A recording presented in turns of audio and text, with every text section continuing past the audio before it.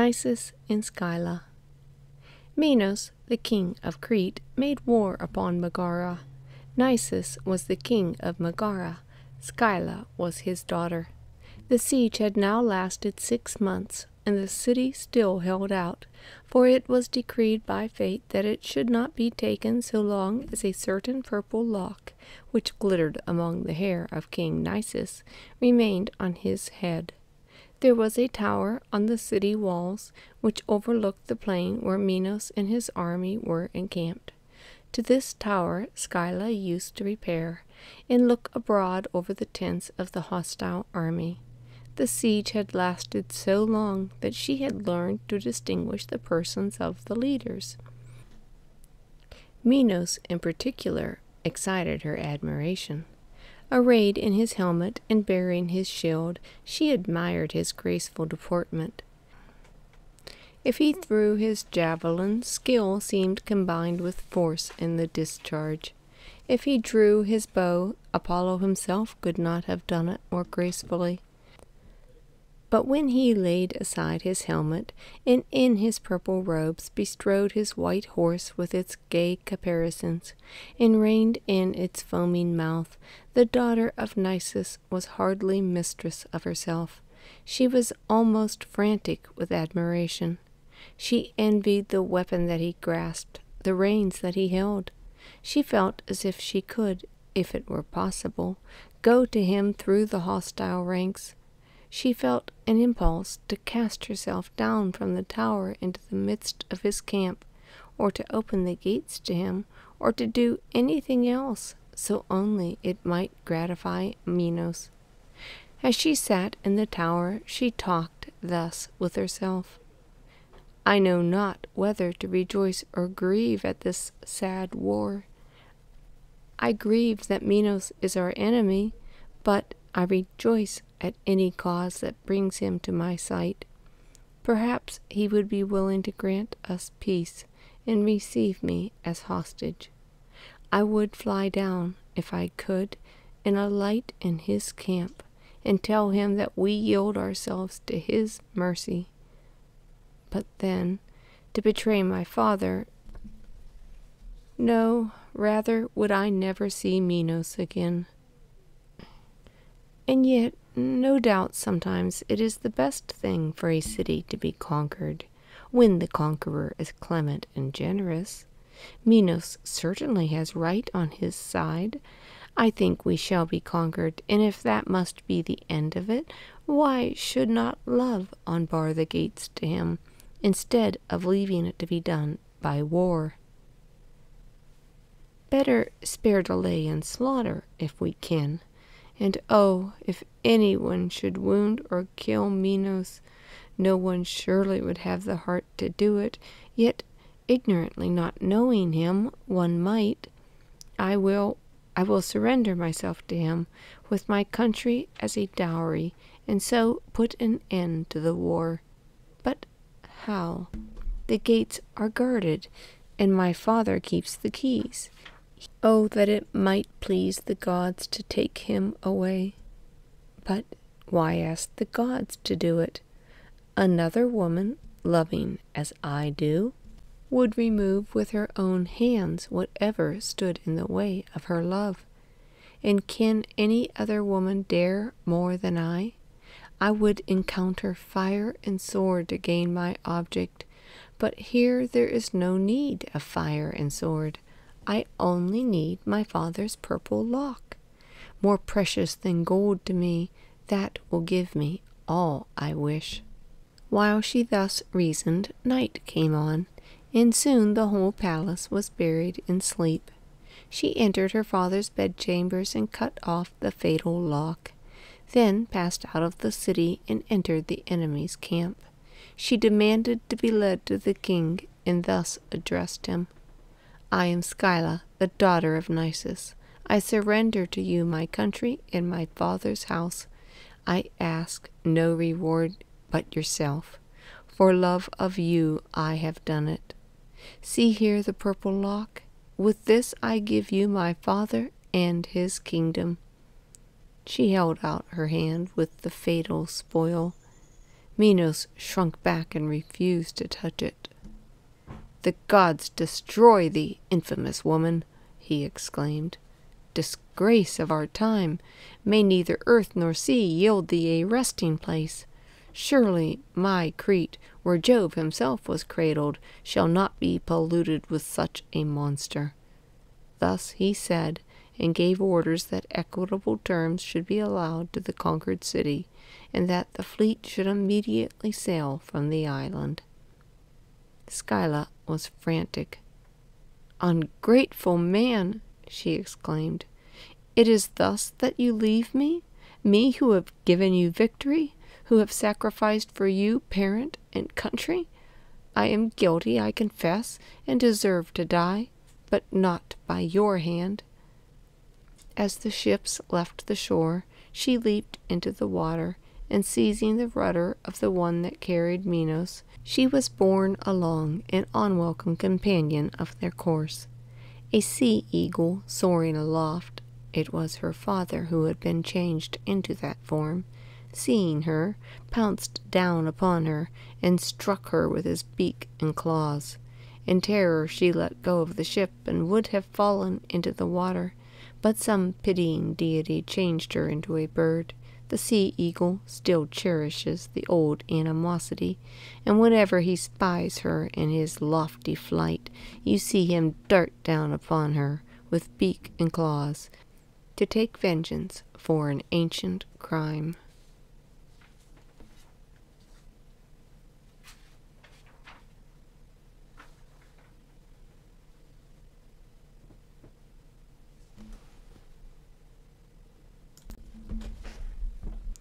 Echo in Narcissus. Echo was a beautiful nymph, fond of the woods and hills, where she devoted herself to woodland sports. She was a favorite of Diana, and attended her in the chase. But Echo had one failing, for she was fond of talking, and whether in chat or argument would always have the last word. One day Juno was seeking her husband, who she had reason to fear was amusing himself among the nymphs. Echo, by her talk, contrived to detain the goddess until the nymphs made their escape. When Juno discovered it, she passed sentence upon Echo in these words: "You shall forfeit the use of that tongue with which you have cheated me, except for that one purpose you are so fond of. Reply.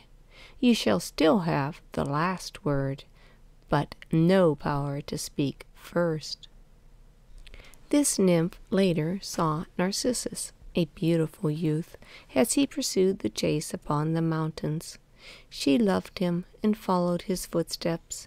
She longed to address him in the softest accents and win him to conversation, but it was not in her power. She waited with impatience for him to speak first, and had her answer ready. One day the youth, being separated from his companions, shouted aloud, "Who's here?" Echo replied, "Here." Narcissus looked around, but seeing no one, called out, "Come." Echo answered, "Come." As no one came, Narcissus called again, "Why do you shun me?" Echo asked the same question. "Let us join one another," said the youth. The maid answered with all her heart in the same words, and hastened to the spot, ready to throw her arms about his neck. He started back, exclaiming, "Hands off! I would rather die than you should have me." "Have me," said she, but it was all in vain. He left her, and she went to hide her embarrassment in the recesses of the woods. From that time forth she lived in caves and among mountain cliffs. Her form faded with grief, till at last all her flesh shrank away. Her bones were changed into rocks, and there was nothing left of her but her voice. With that she is still ready to reply to anyone who calls her, and keeps up her old habits of having the last word. Narcissus's cruelty in this case was not his only instance. He shunned all the rest of the nymphs, as he had done poor Echo. One day a maiden, who had in vain endeavored to attract him, uttered a prayer that he might at some time feel what it was to love and to have no return of affection. The avenging goddess heard and granted the prayer. There was a clear fountain, with water like silver, to which the shepherds never drove their flocks, nor the mountain goats resorted, nor any of the beasts of the forest. Neither was it defaced with fallen leaves or branches, but the grass grew fresh around it, and the rocks sheltered it from the sun.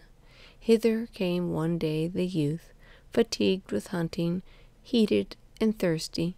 He stooped down to drink, and saw his own image in the water. He thought it was some beautiful water spirit living in the fountain. He stood gazing with admiration at those bright eyes, those locks curled like the locks of Apollo, the rounded cheeks, the ivory neck, the parted lips, the glow of health and exercise over all. He fell in love with himself. He brought his lips near to take a kiss. He plunged his arms in to embrace the beloved object. It fled at his touch, but returned again after a moment and renewed the fascination.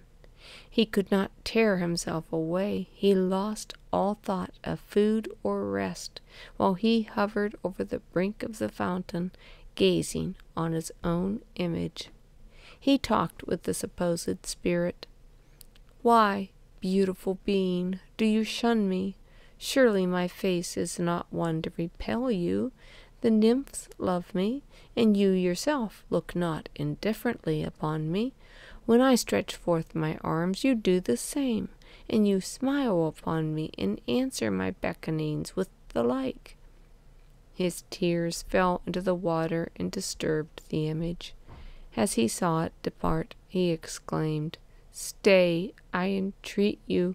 Let me at least gaze upon you if I may not touch you." With this, and much more of the same, he cherished the flame that consumed him, so that by degrees he lost his color, his vigor, and the beauty which formerly had so charmed the nymph Echo. She kept near him, however, and when he exclaimed, "Alas!" she answered him with the same words. He pined away and died, and when his shade passed over the Stygian river, it leaned over the boat to catch a last look of itself in the waters. The nymphs mourned for him, especially the water-nymphs, and when they smote their breasts, Echo smote hers also. They prepared a funeral pile, and would have burned the body, but it was nowhere to be found, but in its place a flower, purple within and surrounded with white leaves, which bear the name and preserve the memory of Narcissus. Milton alludes to the story of Echo and Narcissus in the Lady's Song in Comus. She is seeking her brothers in the forest and sings to attract their attention.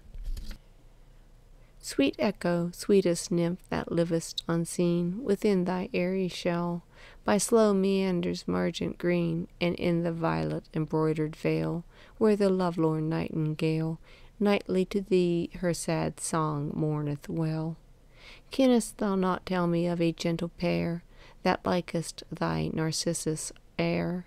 Oh, if thou have hid them in some flowery cave, tell me but where, sweet queen of parley, daughter of the sphere, so mayest thou be translated to the skies, and give resounding grace to all heaven's harmonies. Milton has imitated the story of Narcissus in the account which he makes Eve give of the first sight of herself reflected in the fountain. That day I oft remembered when from sleep I first awaked and found myself reposed under a shade on flowers, much wondering where and what I was, whence thither brought, and how. Not distant far from thence a murmuring sound of waters issued from a cave and spread into a liquid plain, then stood unmoved, Pure as expanse of heaven, I thither went, with unexperienced thought, and laid me down on the green bank to look into the clear, smooth lake that to me seemed another sky. And I bent down to look just opposite. A shape within the watery gleam appeared. Bending to look on me, I started back. It started back, but pleased I soon returned. Pleased it returned as soon with answering looks of sympathy and love. There had I fixed mine eyes till now, and pined with vain desire, had not a voice thus warned me. What thou seest, what there thou seest, fair creature, is thyself. Paradise Lost, Book 4. No one of the fables of antiquity has oftener been alluded to by the poets than that of Narcissus. Here are two epigrams which treat it in different ways. The first is by Goldsmith. On a beautiful youth struck blind by lightning. Sure 'twas by Providence designed, rather in pity than in hate, that he should be like Cupid blind, to save him from Narcissus's fate. The other is by Cowper. On an ugly fellow. Beware, my friend, of crystal brook or fountain, lest that hideous hook thy nose thou chancest to see. Narcissus's fate would then be thine, in self-detested thou wouldest pine, as self-enamored he.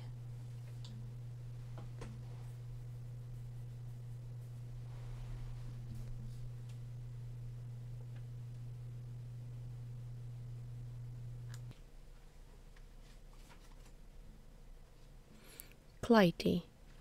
Clytie was a water-nymph and in love with Apollo, who made her no return. So she pined away, sitting all day long upon the cold ground, with her unbound tresses streaming over her shoulders. 9 days she sat and tasted neither food nor drink, her own tears and the chilly dew her only food. She gazed on the sun when he rose, and as he passed through his daily course to his setting, she saw no other object, her face turned constantly on him. At last, they say, her limbs grew rooted in the ground. Her face became a flower, which turns on its stem, so as to always face the sun throughout its daily course, for it remains to that extent the feeling of the nymph from whom it sprang. Hood, in his Flowers, thus alluded to Clytie. I will not have the mad Clytie, whose head is turned by the sun. The tulip is a courtly queen, whom therefore I will shun. The cowslip is a country wench, the violet is a nun. But I will woo the dainty rose, the queen of every one. The sunflower is a favorite emblem of constancy. Thus Moore uses it. The heart that has truly loved never forgets, but as truly loves on to the close, as the sunflower turns on her god when he sets, the same look that she turned when he rose.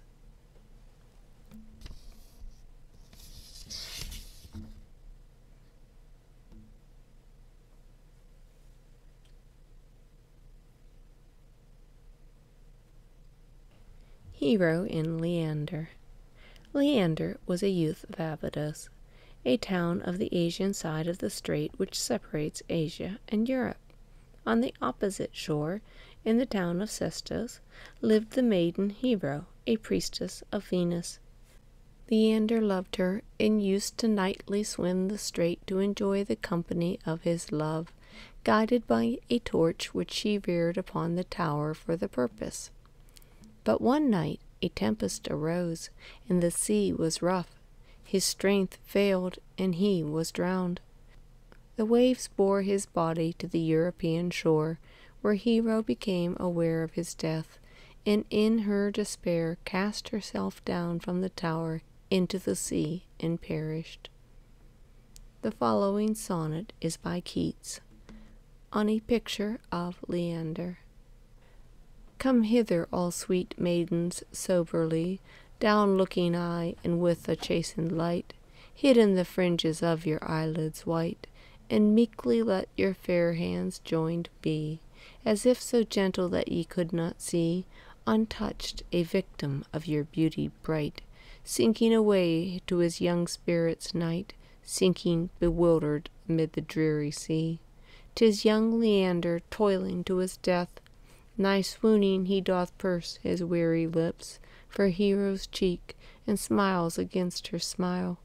O horrid dream, see how his body dips, dead heavy, arms and shoulders gleam awhile, he's gone, up bubbles all his amorous breath. The story of Leander swimming the Hellespont was looked upon as a fable, and the feat considered impossible, till Lord Byron proved its possibility by performing it himself. In The Bride of Abydos he says, "These limbs that buoyant wave hath borne." The distance in the narrowest part is almost a mile, and there is a constant current. Since Byron's time the feat has been achieved by others, but it yet remains a test of strength and skill in the art of swimming, sufficient to give a wide and lasting celebrity. In the beginning of the second canto of the same poem, Byron thus alludes to this story. The winds are high on Helle's wave, as on that night of stormiest water, when Love who sent forgot to save the young, the beautiful, the brave, the lonely hope of Sestos' daughter. Oh, when alone along the sky the turret torch was blazing high, though rising gale and breaking foam and shrieking seabirds warned him home, and clouds aloft and tides below, with signs and sounds forbade him go. He could not see, he would not hear, or sight or sound foreboding fear. His eye but saw that light of love, the only star it hailed above. His ear but rang with Hero's song, "Ye waves, divide not lovers long. That tale is old, but love anew may nerve young hearts to prove as true."